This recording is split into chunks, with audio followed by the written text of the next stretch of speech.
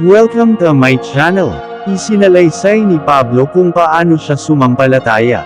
Gawa 26 verse 12 to 18. Iyan ang layunin ng pagpunta ko sa Damasco, taglay ang kapangyarihan at pahintulot ng mga punong pari.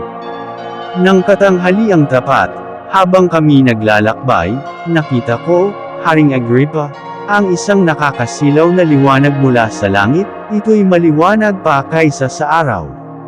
Totoong nakakasilaw ang liwanag sa paligid naming magkakasama. Kaming lahat ay natumba sa lupa, at narinig ko ang isang tinig na nagsabi sa akin sa wikang Hebreo, Saulo, Saulo, bakit mo ako pinag-uusig? Sinasaktan mo ang iyong sarili sa ginagawa mong iyan. Para mong sinisipa ang matulis na bagay. At itinanong ko, sino po kayo, Panginoon? At kanyang sinabi, ako'y si Jesus na iyong inuusig. Tumayo ka, nagpakita ako sa iyo upang italaga ka bilang aking lingkod at magpatotoo tungkol sa mga nakita mo ngayon at sa mga ipapakita ko pa sa iyo.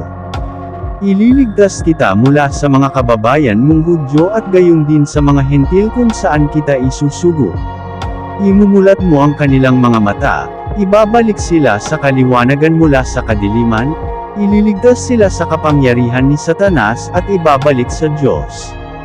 At sa pamamagitan ng pananampalataya nila sa akin, sila'y patatawarin sa kanilang mga kasalanan at mabibigyan ng lugar kasama ng mga taong ginawang banal ng Diyos.